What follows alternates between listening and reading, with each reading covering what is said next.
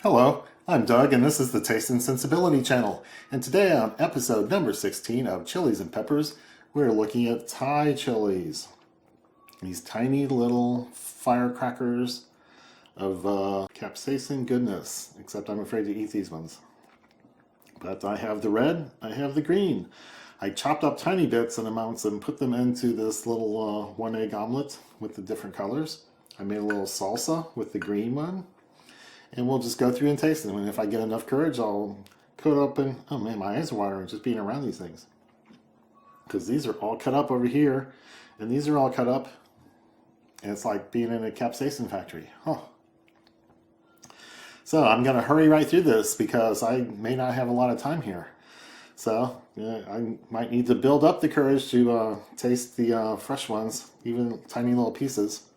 Before I get into it and might not be able to talk or see, let me remind you to give this video a thumbs up and leave comments and questions down below and share it with people. Subscribe to the channel and click on that bell to get notified when the new videos come out. So Thai chilies are listed in Mark Miller's book, The Great Chili Book. And it's the last one in his fresh section. He's got little pictures of the red and green ones here. And he says, bright medium green to red, 1.5 inches long, yeah, some are a couple inches, a little bigger, meaty, textured, and thin flesh with copious seeds and a lingering heat. And they give a heat level as 7 to 8. Source Thailand, Southeast Asia, and California. So, I find these in a little Latin market that I frequent, and they usually have the greens very reliably, and you can just buy a little bundle. And they also had the reds this time when I came in. So I bought a bunch of both and started playing around with them. So I think what I want to do is go to the least, I don't know, this is probably going to be the coolest thing on my palate, and then the omelets, and then the chilies with just pieces. So I'm going to see what I can get from the smell here. So I can smell something's roasted and caramelized, I think, tomato and onions. I did not roast the chilies here because that's that's a process with diminishing returns. When you have really thin flesh, like the last few that we've done, are very small, wrinkly chilies that don't end up with much mass after you do that roasting and peel the skin off.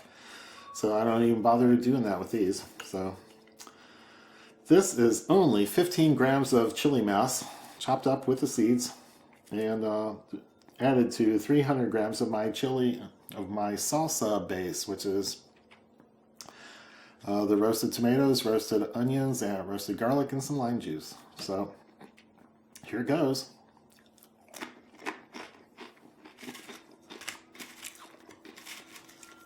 Wow.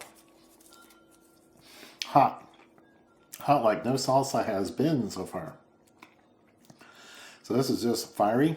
I'm not getting a lot of green notes or vegetal, herbal things from the chili itself, but I'm getting plenty of the heat. Wow, that's amazing. It's only 15 grams of chilies, plus 300 of the usual base, which is nice and sweet and caramely. And this thing is dancing all over my tongue.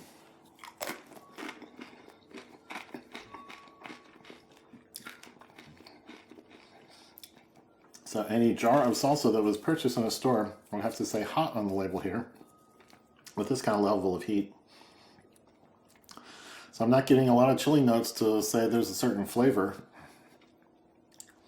It is just hot. So hopefully I can find some in the omelet version or in the maybe just in the plain chili.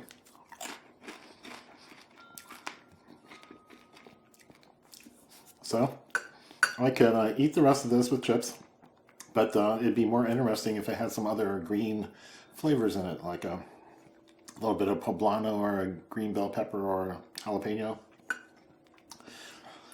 So I'm going to set that aside and clean up a little. Okay, so I'm going to turn this around so I can work on the green Thai chili first. Yeah, there's lots on that one. This is just one egg with about three, not even three, after a bunch of seeds popped out all over the cutting board. I wound up with 2.8 of one of these and 2.9 grams of the other. So there's not much mass. And I think the eggs are something like 30, 35 grams after they fall out of the shell. So let's see what we get here on the palate.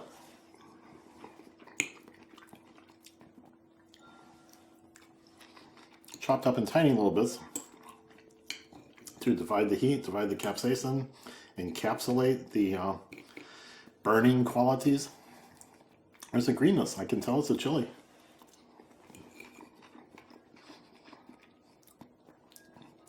Okay. When you bite into it, you really get the greenness and a pop of the heat. So you can tell it's a green chili. You can't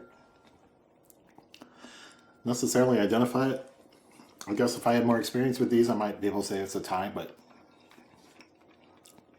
you can tell it's fairly intense. Something on the order of a Serrano, and maybe a little more. But it'd be hard to tell. I don't have a lot of experience eating things this hot. Plain. Ooh, okay. So it's a good flavor. And I better stop. So green is one of the flavor notes. It's green and herbaceous. Let me do a little cleanup. Okay, I'm going to try to dive into the red Thai chili omelette-y thing here. And that omelet's just a name for the matrix. It's not really. There's no cheese, there's no seasoning, there's no onion, there's barely any salt. So let's find a few pieces. Okay, that should do. There's a few red pieces there.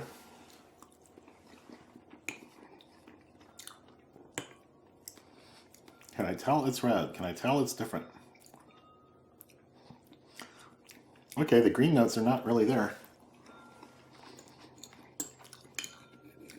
I guess I'd expect it to be a little fruitier, more like the red things I have sometimes. Maybe the yellow and orange. And I'm not really getting a strong fruitiness either. It's hot. Can't really say if it might be not quite as hot as this, or I'm getting used to it.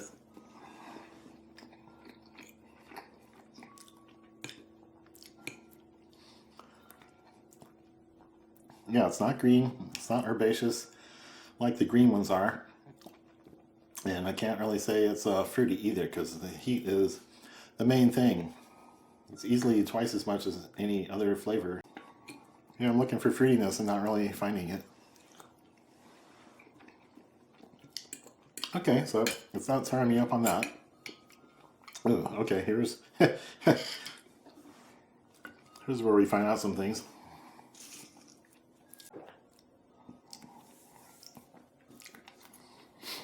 Okay, so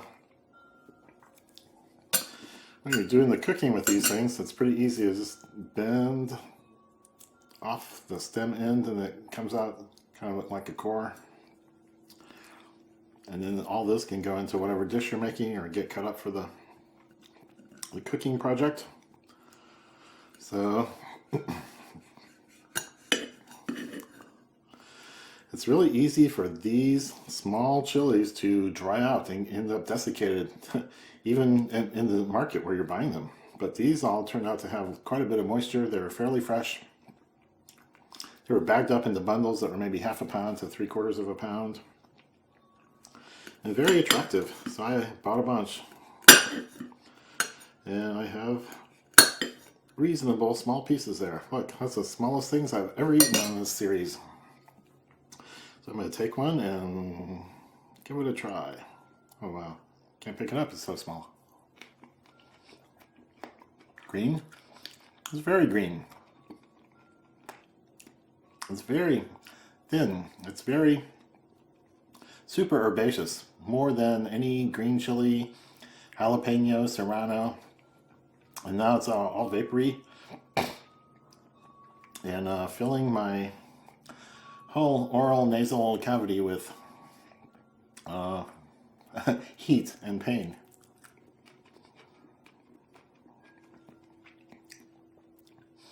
So it's definitely a green thing. So it'll be interesting to try the red and see if I can pick up fruitiness or any other flavors there. And now I've got hazmat conditions on my fingers where I can't really do anything with them. Woo.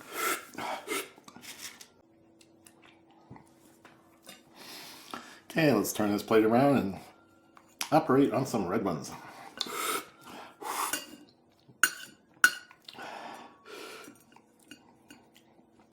That one seems moist. This one seems moist. Let's go into this guy.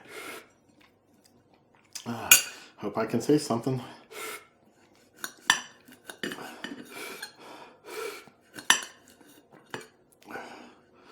See, it's got some juice. It's spilling out on the plate. That should give me a taste or two. And the heat is just expanding, growing, building.